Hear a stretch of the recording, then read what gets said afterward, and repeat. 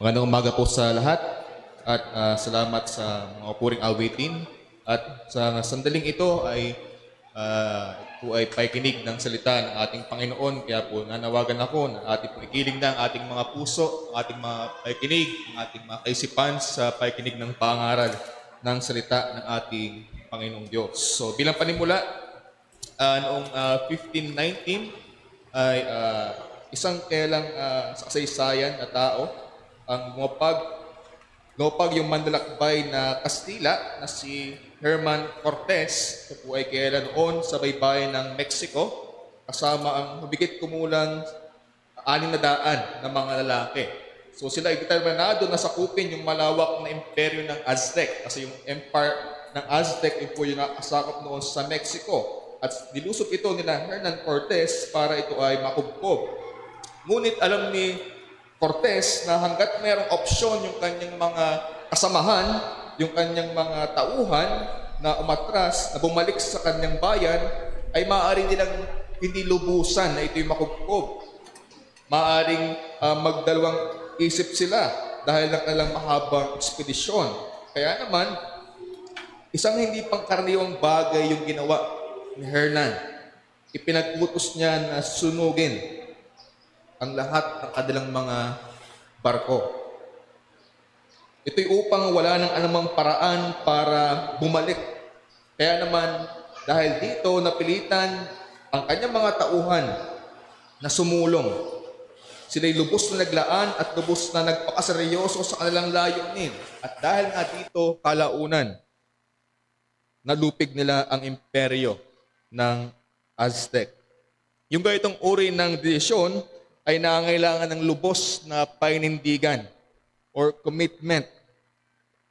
At yun yung isa sa kahanga-hanga na naging desisyon nila kaya't nalupig nila yung imperyo ng Aztec. Subalit sa buhay natin mga manampalataya, kinakailangan din natin ng ganitong uri ng painindigan para sa ating panampalataya. Kailangan nating bitiwan din ang mga bagay na nasa ating mga likuran upang walang anumang maging hadlang para ating tamuhin ang kagalingan ng pagkilala sa ating Panginoong Jesucristo. Kailangan nating bitiwan ang anumang maaaring maging kaparaanan para tayo mahadlangan, para tayo sumulong sa ating panampalataya, sa ating pagluwalhati sa ating Panginoong Yesus, sa ating paglilingkod sa Kanya. Kaya nga po sa ating teksto ngayon na pag-aaralan, ito yung ating lubos na pagbubulayan at nawa ay maging hamon din sa atin sa mga manampalataya sa kasalukuyan. Kaya po, kung meron po kayong mga Biblia, ay inaanyahan ko po kayong buksan ito sa aklat o sulat ni Pablo sa mga taga-Pilipos, ang kabanatay 3, talatang 1 hanggang talatang 11. Book of Philippians, chapter 3, from verse 1 to verse 11. At ganito po ang sinasabi ng salita ng ating Panginoong Diyos na hindi nagkakamali, salita ng Diyos na sapat sa ating mga buhay bilang isang iglesia. Verse 1, sa katapos-tapusan, mga kapatid ko, mga galak kayo sa Panginoon. Ang pagsulat ko nga sa inyo ng mga gayunding bagay, sa akin ay tunay na hindi nakaangalay. Ngunit sa inyo'y katiwasayan. Magsipag-ingat kayo sa mga aso. Magsipag-ingat kayo sa masamang manggagawa. Magsipag-ingat kayo sa pagtutuli. Sapagkat tayo ang pagtutuli, nag-iisamba sa Espiritu ng Diyos at nagmamapuri kay Kristo Jesus at walang anumang pagkakatiwala sa laman. Bagamat ako'y may mapagkakatiwala sa laman, na kung ang iba ay nag-aakala na may pagkakatiwala sa laman, ay lalo na ako na tinuli na 8 araw mula sa lahi ng Israel, mula sa angkan ni Benjamin, Hebreo sa mga Hebreo, tungkol sa kautusan ay Fariseo, tungkol sa pagsisikap ay nang-uusig sa iglesia, tungkol sa kabanalan na nasa kautusan ay walang kapintasan. Gayunman, ang mga bagay na sa akin ay pakinabang, ay inari kong kalugihan, alang-alang kay Kristo. Oo nga, at lahat ng mga bagay ay inaari kong kalugihan dahil sa dakilang kagalingan ng pagkilala kay Kristo Jesus na Panginoon ko. Naalang-alang sa Kanya tiniis ko ang kalugihan ng lahat ng mga bagay at inari kong sukal lamang upang tamahin ko si Kristo. At ako'y masumpungan sa Kanya na walang katwirang aking sarili sa makatuwid bagay sa kautusan, kundi ang katwirang sa pamagitan ng panampalataya kay Kristo, ang katwiran ngang buhat sa Diyos sa pamagitan ng panampalataya, upang makilala ko siya at ang kapangyarihan ng kanyang pagkabuhay na maguli at ang paikisama ng kanyang mga kahirapan, na ako'y natulad sa kanyang pagkamatay, kung aking tamuhin sa anumang paraan ang pagkabuhay na maguli sa mga patay. Mga kapatid, dati pong nabasa ang salita ng ating Panginoong Diyos, nawa ay pagpalain ito ng ating Panginoon at mahamon tayong mga manampalataya. Tayo muna ay manalangin. Ama naming Diyos, muli, kami po ay magbubulay ng iyong mga salita. Lumalapit patuloy kami, O Diyos, sa iyo. Bigyan niyo po kami, O Diyos, ng karunungan. Bigyan niyo po kami ng kaunawaan. Bigyan niyo po kami, O Diyos, ng bukas na tenga, bukas na puso upang iyong mga salita ay aming tanggapin. Nawa, Panginoon, sa pangaral ngayong umaga, ito po'y makapangyarihang kumilos sa bawat isa. Kasangkapalan niyo, Panginoon, ang pangaral ngayon para patuloy kami mapaalhanan, patuloy kami maitama, patuloy kami mahikayat, at patuloy kami mapalakas upang kami ay patuloy na lumakad sa aming panampalataya. Upang patuloy naming hangarin na makilala ang inyong anak, ang Panginoong Jesus. Nawa, O Diyos, ang iyong Espiritu Santo ang makapangyarihang kumilos sa aming kalagitnaan. Iwaksin niyo po, Panginoon, ang anumang gawa ng kaaway, ang anumang hadlang na maaaring madlang upang kami ay makapakinig ng maayos ng iyong salita. At mga Panginoon, higit sa lahat, ang aming Panginoong Jesus ang siyang aming madakila at maluwalhati. Ito po'y aming dalangin sa iyo, O Diyos, sa pangalan ng inyong anak, ng aming Panginoong Jesus. Amen at amen. So atin pong nabasa ang isang passage na mula sa sulat ni Pablo sa Filipos. So bago atin talaga tingnan iyan, bilang background muna, ang sulat ni Pablo sa Filipos ay isa sa mga sulat niya na naisulat po niya nung siya ay nakabilanggo. Kaya ito'y kabilang sa tinatagurian o kinikilala ng mga prison epistles. Ito din yung pagkakataon ng kanyang unang pagkabilanggo sa kamay ng mga Romano. Ito'y sinulat niya sa iglesia ng Filipos, na kung saan ang iglesia po ng Filipos ay yung unang iglesia na naitatag sa pag-instrumento ng Diyos kay Pablo sa Europa. Ito ay binubuo ng mga hentil na mga manampalataya na lubos na nagmamahal kay Apostol Pablo. Sila ay sumuporta kay Pablo sa paraang material, gayon din sa espiritual, kahit sa kanyang pagkabilanggo. At dito sa sulat ni Pablo, ay kaya naman naroon yung kanyang pasalamat sa iglesia ng Filipos dahil ng kanyang pagsuporta, dahil sa kanyang pagiging katuwang sa pagsulong ng Ebanghelyo. Naroon din yung paghihikayat ni Pablo sa kanila na ito'y panatiliin nila. Sila'y maging matibay sa kanilang panampalataya. Sila'y patuloy na tumibay sa pagkakaisa at sa kagalakang hatid ng kanilang panampalataya. Subalit gayon din, dahil ang iglesyang ito sa Filipos ay nakaharap sa iba't ibang mga paglaban sa panampalataya. Merong mga nagtuturo na kung saan ay kailangan yung katwiran ng tao. Kaya naman nagbigay babala si Pablo sa kanila laban sa mga bulaang tagapagturo na iyon, na maaaring humadlang sa paglalago ng iglesia sa Filipos at maaaring magdulot ng kalituhan at pagkasira ng iglesia. Kabilang sa paalalang ito ni Pablo yung panganib ng pagsalalay sa mga relihiyosong katagumpayan or accomplishments. Kaya naman, pinapaalala ni Pablo na kaya sumalig sa mga ito, hinihimok sila ni Pablo na sila magsumikap sa kapakumbabaan at mas bigyang pansin ang espiritual nilang kalagayan kay Kristo. Natingnan nila ang lahat ng mga bagay na kalugihan alang-alang sa kapakinabangan sa pagkilala sa ating Panginoong Yesus. Na ibaling nila ang kanilang mga atensyon mula sa panlabas na mga katagumpayan patungo sa panloob na pagbabago at sa pag-asa ng pagkabuhay na mag-uli na nasa kay Kristo Jesus. Kaya po yung simpleng mensahe na nais ko pong i-edit sa inyo mula sa ating mga talataan na ito, na ang tunay na kapakinabangan ay wala sa anumang maakamit ng tao, kundi tanging nasa pagkilala kay Kristo. Ang tunay na kapakinabangan ay wala sa anumang maakamit ng tao, kundi tanging nasa pagkilala kay Kristo. At mula po sa mensaheng yan, may dalawang bagay tayong titingnan. Kung ating makita na yung tunay na kapakinabangan ay wala sa anong makamit natin, kundi nasa pagkilala sa ating Panginoong Yesus, unang bagay, dapat naroon yung pagbitiw sa mga makamundong mga pakinabang. At pangalawa, dapat naroon yung pagsulong sa mas malalim na pagkilala kay Kristo. So atin po muna tingnan yung una, yung pagbitiw sa makamundong mga pakinabang. Yan po yung ating makikita sa mga pauna-unang mga talataan. From verse 1 to verse 7. Naroon yung paalala ni Pablo. Babala sa iglesia ng Filipos. Dahil may mga tuturo sa kanila na kailangan yung katwiran ng tao, kailangan yung pagpapanatili ng kautusan, binalaan sila ni Pablo. Naroon mapapansin natin na sinimulan ni Pablo yung chapter 3 sa paghihimok sa iglesia. Una, na sila ay patuloy sa kanilang kagalakan.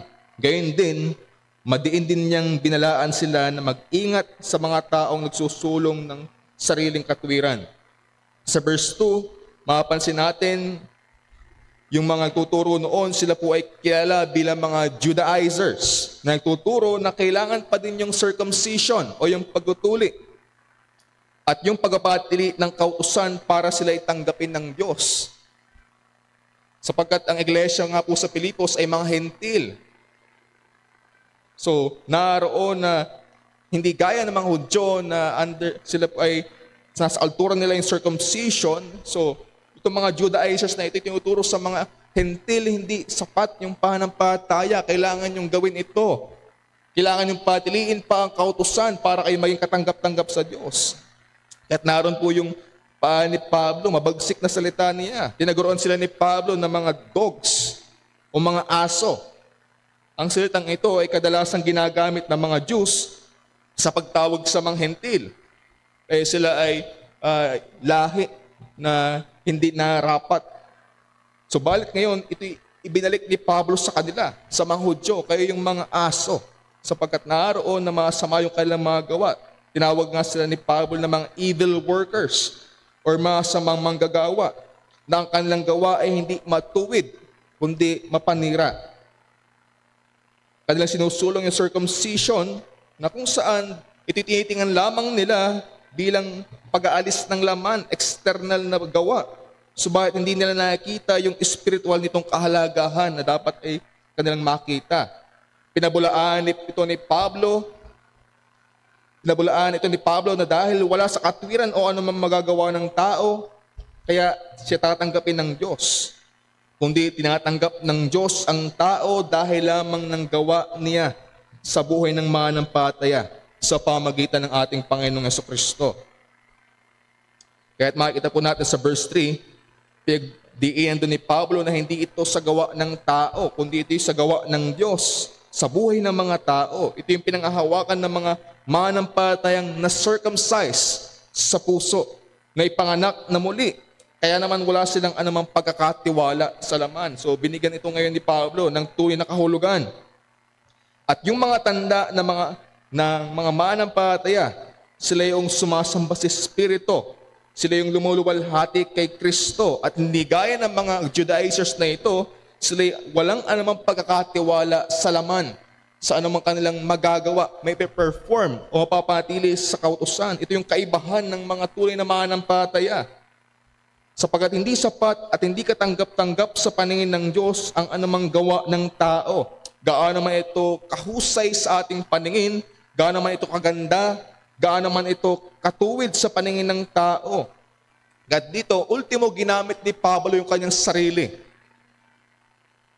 Si Pablo sa kanyang sarili ay nagpapatotoo na bagaman siya sa paningin ng mga tao sa kanyang unang buhay, bagaman siya ay merong ipagmamapuri sa laman, ito'y kanyang isinantabi. Kaya nga sabi ni Pablo, kung merong magkakapuri sa laman, wala nang iba kundi si Pablo yon.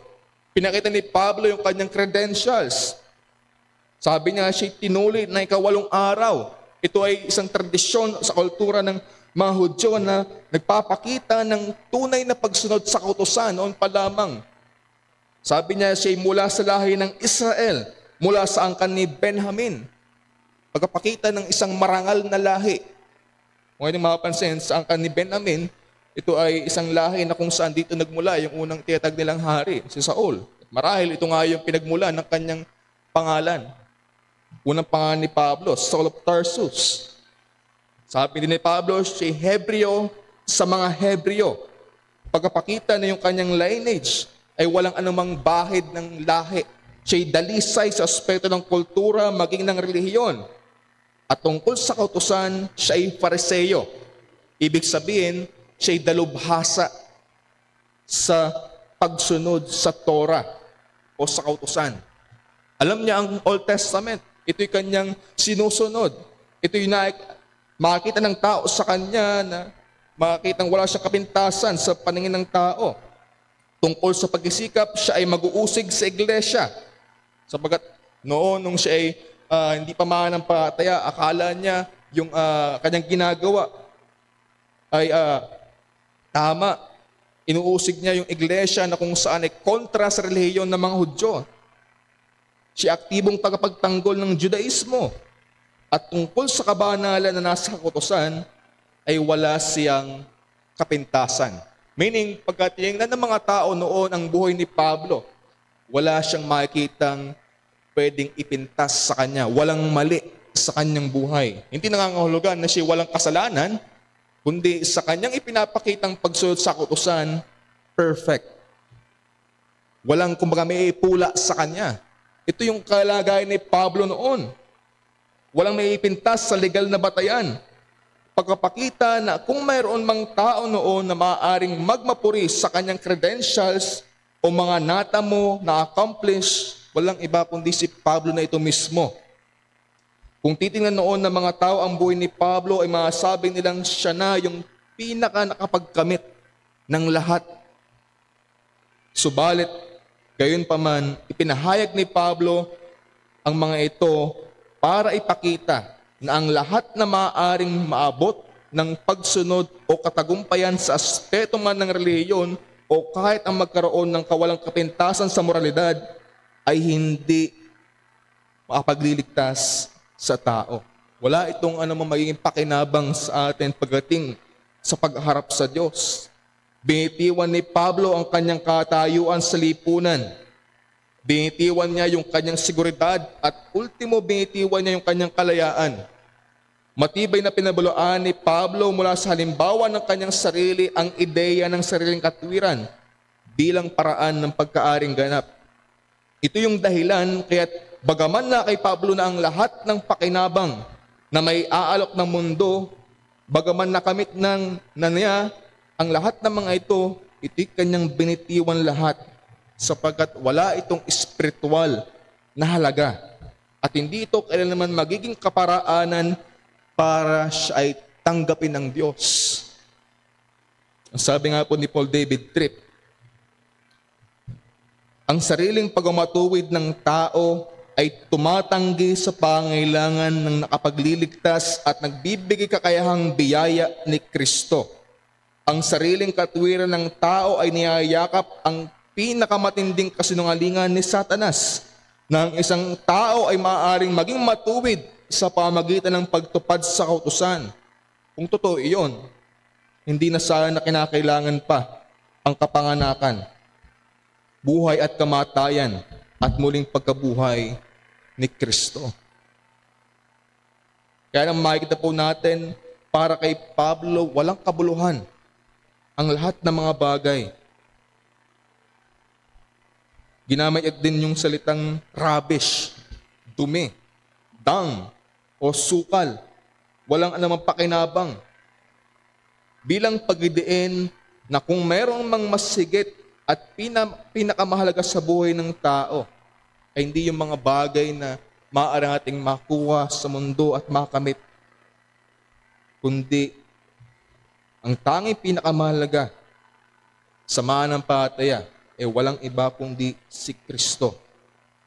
Na kung ikukumpara ang lahat ng mga bagay kay Kristo, wala itong saysay, wala itong kabuluhan, wala itong halaga, at wala itong pakinabang.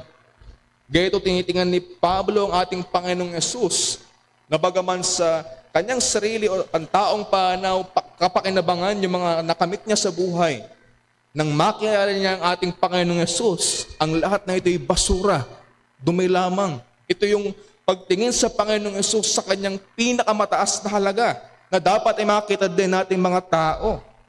Kaya po bilang punto na nais ko pong ibigay sa inyo, makikita natin na kumpara kay Kristo, walang kabuluhan ang lahat na maaaring matamo ng tao. Kung ating makikita si Kristo sa kanyang kalulatian, sa kanyang karangalan, sa kanyang perpektong ginawa, sa kung sino siya, ang makikita natin yung ibang mga bagay na walang kabuluhan.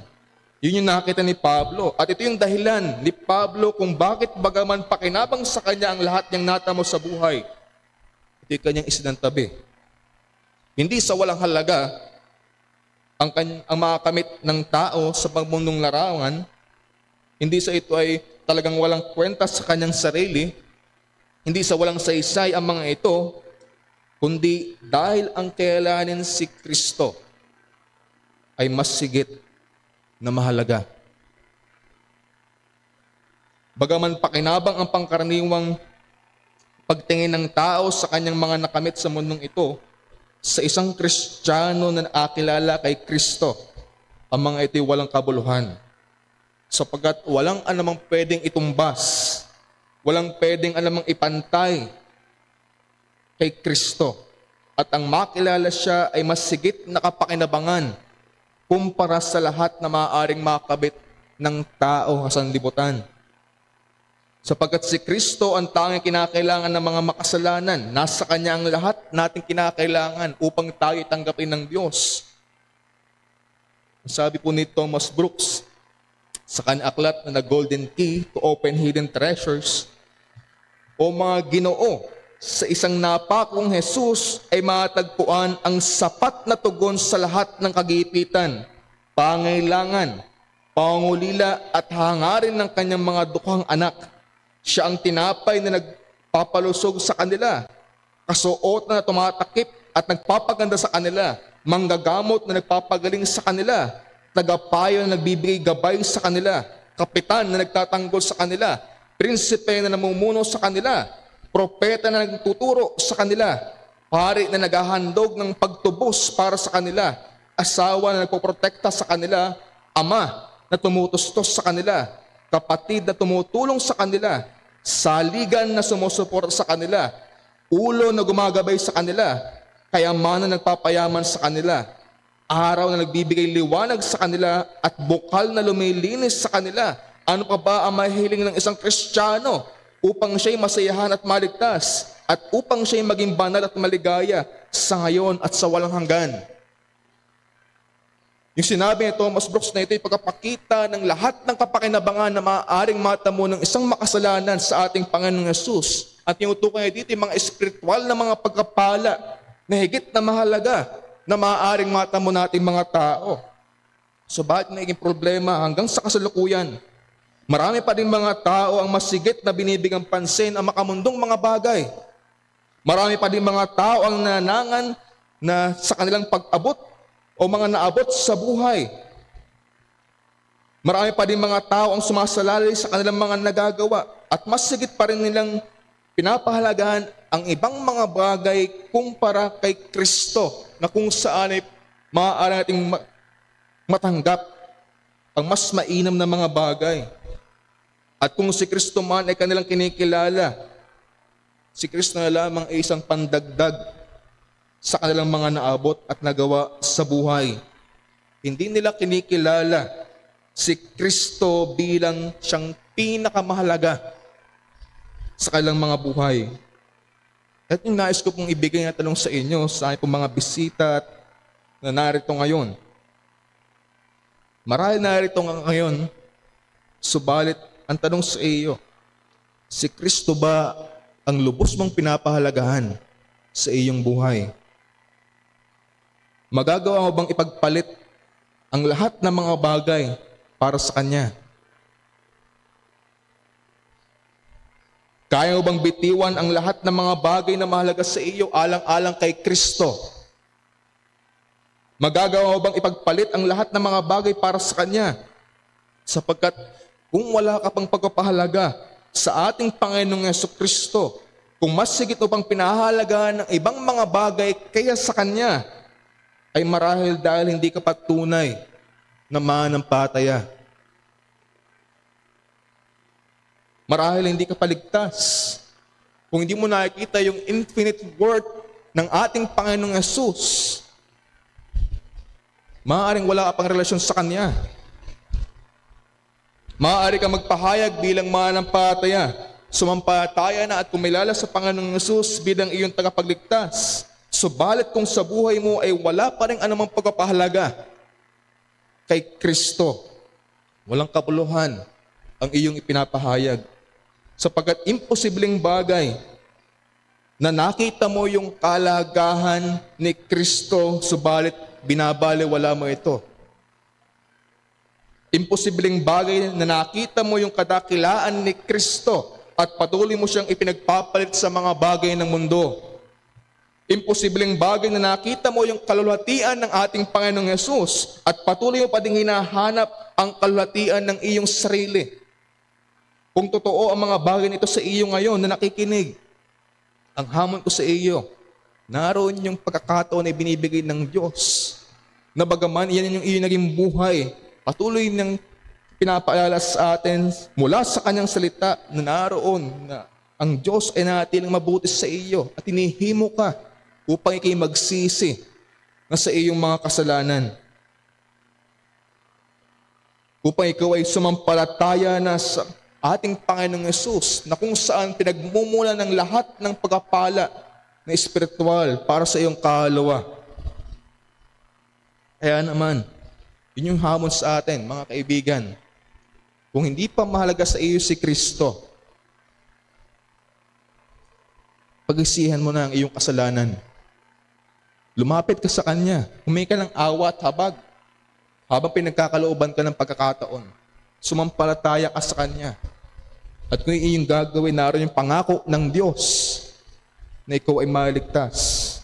Makikita mo kung sino talaga siya, yung Kanyang kahalagahan sa iyong buhay. Subalit sa ating mga mananampalataya, bilang pag-usuri, yung tanong sa atin, dapat natin itanong sa ating mga sarili. Nakikita mo pa ba ang iyong sarili na si Kristo pa din ang mas sigit mong pinapahalagahan sa iyong buhay? Maaaring siguro na ikaw ay babago pang mananampalataya, na tayo mga babago pang mga mananampalataya, naroon yung ating pagtingin kay Kristo na siyang mas sigit na mahalaga kaya sa lahat. Naroon yung ating init sa pagkilala sa Kanya, sa paglilingkod sa Kanya. Pero kamusta na sa kasalukuyang panahon? Naroon pa ba yung desire? Naroon pa ba yung iyong pagpapahalaga kay Kristo? Siya pa rin ba yung sentro ng iyong buhay? Siya pa rin ba yung motibasyon kaya ka bumabangon? Kung ikay isang estudyanteng mananampalataya, siya pa rin ba yung motibasyon mo sa iyong pag-aaral? Kung ikay professional, si Kristo pa rin ba yung motibasyon mo kaya ka nagtatrabaho? Siya pa rin ba yung iyong motibasyon? Kung ikay isang ama o isang ina, siya pa rin ba yung iyong motibasyon sa pangunguna sa iyong tahanan? At bagay sa ating pagsamba, si Kristo pa din ba ang motibasyon kaya ka narito ngayon at sumasamba? Kaya ka umaawit? Kaya ka nakikinig ng salita ng Diyos? Kaya ka gumagampan ng ministeryo? Si Kristo pa din ba yung pinakasentro sa lahat ng iyong ginagawa? So tayo sa ating sarili makakasagot niyan. Sa lahat ba ng aking ginagawa, si Kristo ba yung aking motibasyon? Kung magiging honest tayo sa ating mga sarili, minsan at kahit madalas, napapalitan si Kristo ng ibang mga kadahilanan. Naasapawan si Kristo ng ibang mga motibasyon. Napangahawakan natin ng ibang mga bagay. Malimit ang para sa ating kapakanan kaya sa kapakanan ng ating Panginoong Yesus. Maaaring narito ka ngayon dahil lamang naka-schedule na every Sunday ay ang ating pagsamba. Maaaring kaya ka naglilingkod sa iglesia ay dahil naka-assign ka lamang sa mga ministeryong iyong kinabibilangan. Maaaring kaya ka nagbiministeryo ay para makita at mapansin ka ng mga taong nakapaligid sa iyo.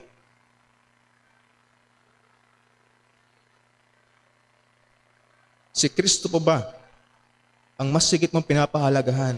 Siya ba yung motibasyon mo sa iyong buhay? At bilang panawagan, kung tayo hindi naging tapat sa ating pagpapahalaga sa ating Panginoong Yesus, humingi tayo ng tawad sa Diyos dahil sa mga maling motibong ito sa ating mga buhay.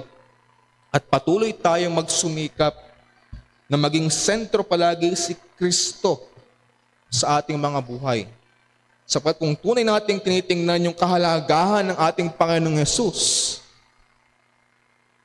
makikita natin na siya yung masigit na dapat nating ginagawang motibasyon. Sa ating mga mananampalataya, si Kristo ang pinakamahalaga. At yun dapat palagi yung ating makita. Siya yung lahat-lahat sa atin. Sapagkat ang tunay na agalakan at katuwiran ay hindi nagmumula sa anumang mga bagay na magagawa natin, kundi na kay Kristo na ating Panginoon. Kaya po bilang unang hamon sa atin, sa bawat isa, tingnan mo si Kristo na pinakamahalaga sa iyong buhay. At pag nakita mo yan, makikita mo yung ibang mga bagay na walang kabuluhan. Alam niyo po, noong 1900s, may isang lalaki na nagngangalang William Borden.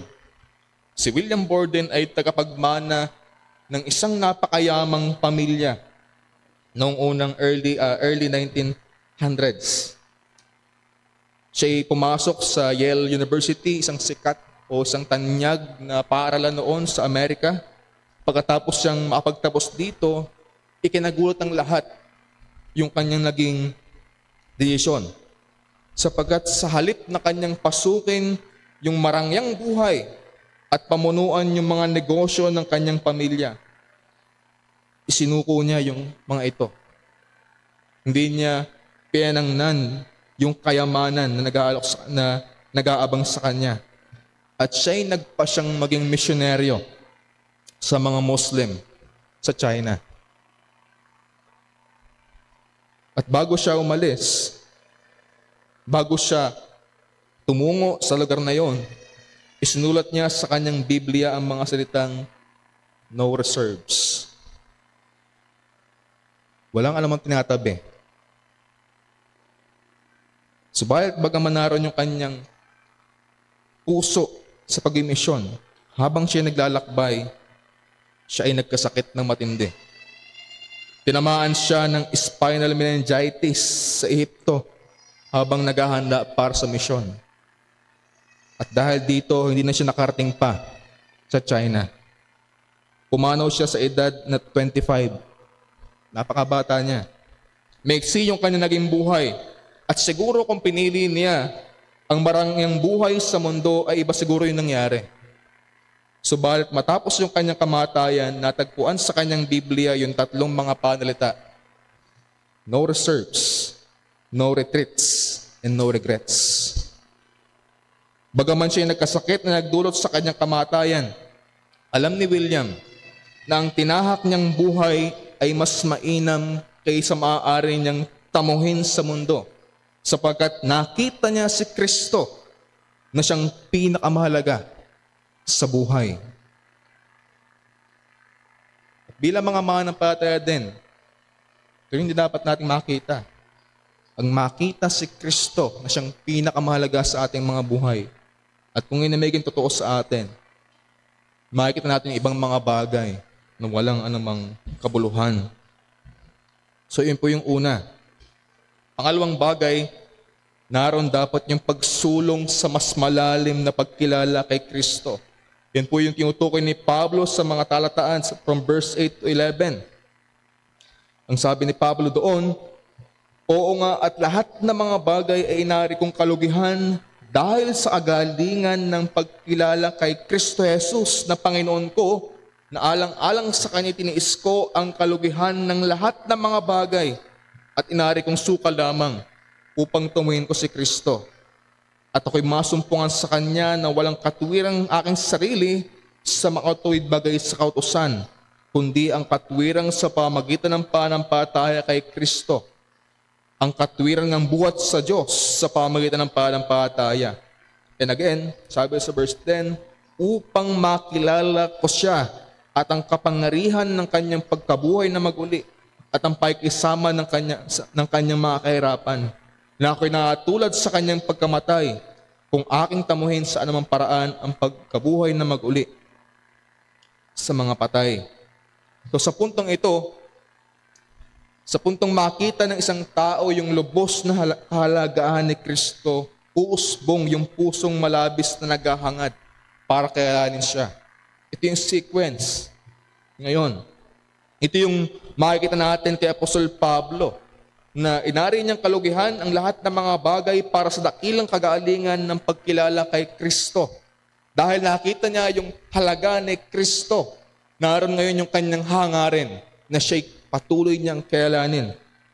Ito'y nagdulot sa kanya hindi lamang makilala si Kristo sa karaniwang paraan, kundi ang makilala si Kristo sa mas malalim na aspeto. Sapagkat si Kristo ang pinagmulan ng perpektong katwiran ng mga manampalataya, kaya sila inaring gayap ng Diyos. Yun po yung tinutukoy ni Pablo sa verse 9. Sabi niya, walang katwirang aking sarili sa makatuwid bagay sa kautusan, kundi katwirang sa pamagitan ng pananampalataya kay Kristo, katwirang buhat sa Diyos sa pamagitan ng pananampalataya. Meron ditong binibigyan din si Pablo sa kung bakit niya hinahangad na lubos na makilala si Kristo, sapagkat kay Kristo natin masumpungan ang katwirang nagtakip sa ating kahubaran at hindi nagmula sa ating mga sarili. Hindi mula sa sariling katwiran sa pagtupad ng kautusan, kundi katwiran nagmula sa Diyos na tinanggap nating mga manampalataya dahil ni Kristo. Pagpapakita ni Pablo na ang pagkaaring ganap ay sa pamagitan lamang ng pananampalataya kay Kristo. Ang kaligtasan ay hindi nakakamit batay sa sariling pagsisikap, kundi ito'y nakakamit sa pamamagitan ng pananampalataya. Ang ating katayuan sa harapan ng Diyos ay lubos na nakadepende sa katwiran ni Kristo. Kaya tayo tinatrato ng Diyos na matuwid ay dahil ni Kristo. At ang katotohanan ito yung malabis na motibasyon ni Apostol Pablo para mas malalim niyang kailangan si Kristo.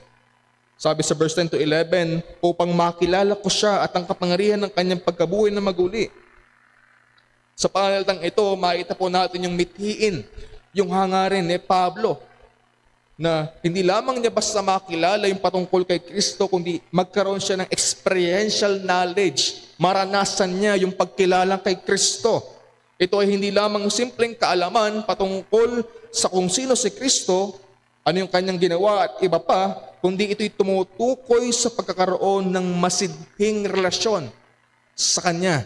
Intimate relationship sa Panginoong Jesus. Ito yung minimiting ni Pablo na dumating sa Kanya. Sabi niya, to know Him.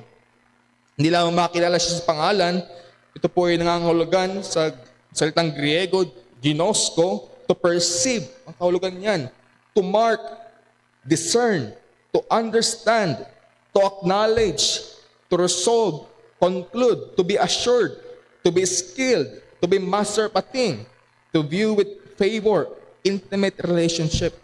Kung niyo makikita, ito hindi isang simpleng salita ng pagkilala, kundi ito'y nangangahulugan ng masidhing hangarin na siya iyong makilala, na magkaroon ka ng malalim na relasyon sa Kanya.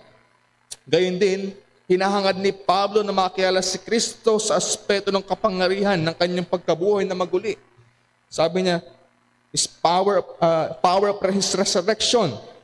Naroon yung pagkilala kay Kristo sa pamamagitan ng pamumuhay sa panibagong buhay na inihanda ni Kristo para sa mga manampalataya sa tulong ng Espiritu Santo. Maging ang makilala si Kristo sa pakikisama sa kanyang mga kahirapan. Sabi niya dito, fellowship of His sufferings. Kinikilala ni Apostol Pablo na ang kahirapan lalo na para sa Ebanghelyo ay nagdudulot ng mas malalim na pakikisama kay Kristo. At tinitingnan ni Pablo ang kanyang ministeryo na karugtong ng ministeryo ng Panginoong Yesus.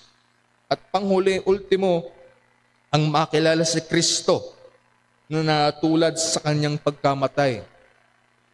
Becoming like Him in His death.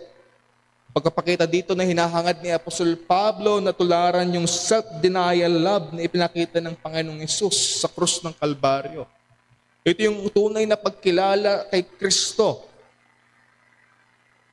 Dito ipinakita ni Pablo yung pusong mayroong masiding paghahangad na kailangan ng malalim si Kristo. Ito ba yung ating hangarin din sa ating pagkilala kay Kristo? Kahit yung punto na nais ko po ditong establish ito, na ang malalim na pagkilala kay Kristo ay pakikisama sa lahat ng bagay na ikinapamuhay ni Kristo. Hindi lamang simpleng pagkilala ng patungkol sa Kanya, kundi yung malalim na pagkilala kay Kristo ay yung pakikisama mismo sa kung papaano nabuhay ang Panginoong Yesus. Ang malalim na pagkilala kay Kristo ay pagyakap kapwa sa kagalakan, gayon din ng krus. Ang Kristiyanong pamumuhay ay patungkol sa pagiging kaisa ni Kristo, sa kung paano siya nabuhay sa mundo, sa kung paano siya namatay, at sa kung paano siya nagbangon muli sa mga patay. Doon natin lubos lamang na mauunawaan at masigit na makakilala si Kristo kapag tayo nagiging kabahagi na. Kapag tayo naroon na din mismo sa kung paano siya nabuhay. Para bigyan kayo ng isang illustration, ngayong summer, ay pumupunta ang mga tao sa iba't ibang mga magandang lugar, beach, etc., upang magbakasyon. At sa kanilang pag-uwi, matapos yung bakasyon, kinekento nila sa kanilang mga kaibigan, sa kanilang mga katrabaho, kung gaano kaganda sa lugar na kanilang napuntahan. Subalit gaano man nila ito ilarawan, i-demonstrate sa kanila, hindi lubos na mauunawaan o ma-appreciate ng mga taong pinagsasabihan niya ang mga ito hanggat hindi pa sila mismo yung pumupunta sa lugar na pinuntahan nila. Gayon din pagdating sa pagkilala natin kay Kristo. Gaano man natin nalaman ang patungkol sa ating Panginoong Yesus, kung wala pa tayong anumang paikibahagi sa kanyang ikinapamuhay, ay hindi pa din natin lubos siyang makikilala. Subalit silang mga manampalataya gaya ni Pablo na naikisama sa kung paano namuhay si Kristo, naroon yung paglalim nila sa kanilang pananampalataya. At ito yung nagbubunga sa kanila ng paglago ng pananampalataya, na siyang nagbubunga ng pagtitiis, ng patuloy na pagsisikap, at mas sigit ng patuloy na pagiging kawangis mismo ng ating Panginoong Yesus. Ito yung pinakadahilan ng paglago ng isang Kristiyano. At hindi natin tumatagpuan sa kung ano paman. Ang sabi ni Sinclair Ferguson, ang buong buhay Kristiyano ay nakasentro kay Hesus Kristo. Tulad ni Pablo, maaari ring sabihin ng isang Kristiyano sa kasalukuyan, sa akin ang mabuhay ay si Kristo. Ngunit madalas sa karanasan ng Kristiyano, tayo ay natutuksong tumingin sa ibang direksyon para sa gabay.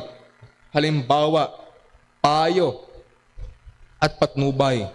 Nalilimutan natin na ang lahat ng ating kailangan upang mamuhay bilang Kristiyano ay matagpuan lamang kay Kristo.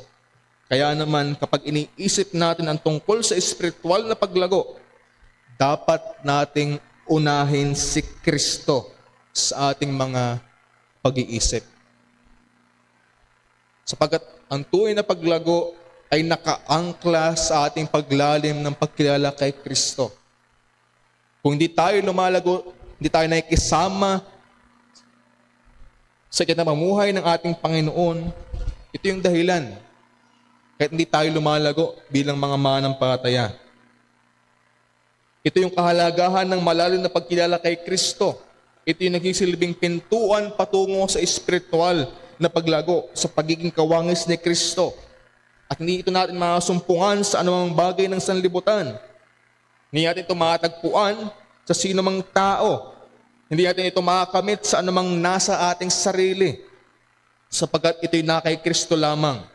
At kung siya ang nagiging sentro ng ating buhay, magbubunga ito ng kalaguan ng espiritual nating buhay.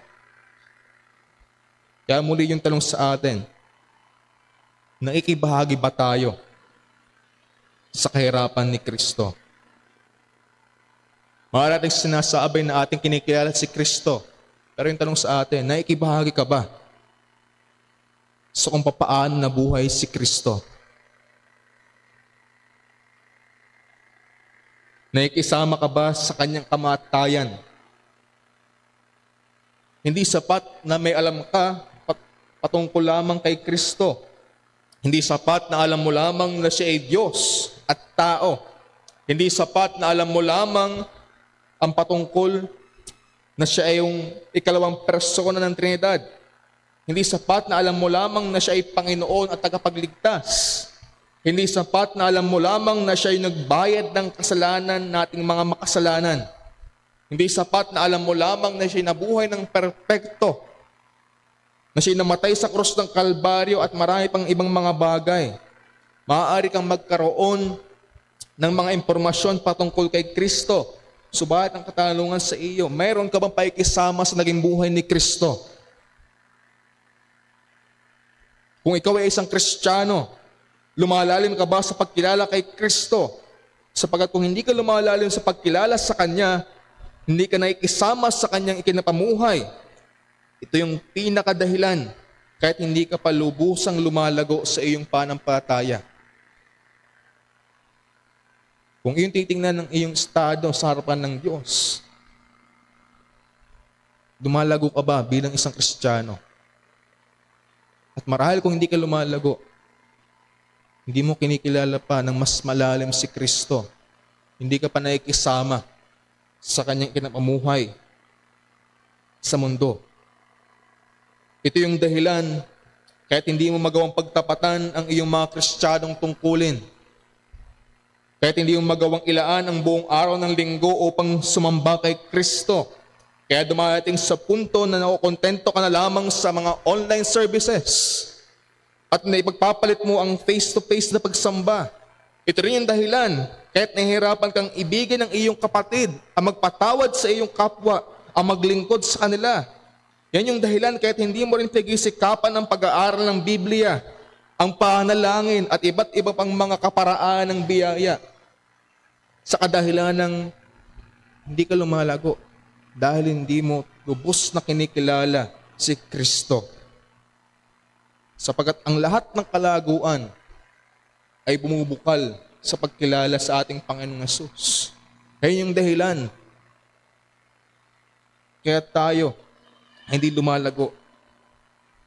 Lahat ng ito ay dahil ng iisang dahilan, dahil hindi tayo lumalalim na kilalanin si Kristo sa ating mga buhay. Sapagkat kung ang ating tunay na motibasyon ay si Kristo, dahil ng malalim natin pagkilala sa Kanya, kapag tatapatan natin ang anumang tungkulin na mayroon tayo na may kagalakan, mayroong patuloy na pagkagalak sapagkat ito'y para sa kalatian ng ating Panginoong Hesus.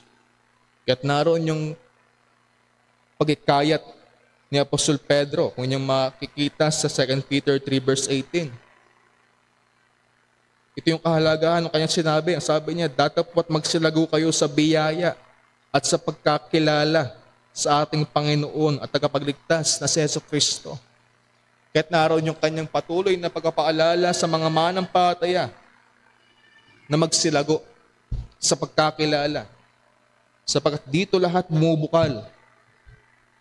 At kung hindi tayo nagsisikap na kailanin ng ating Panginoong Yesus, hindi tayo nagsisikap na makibahagi sa kanyang kinawamuhay, hindi tayo lalago bilang mga manampalataya.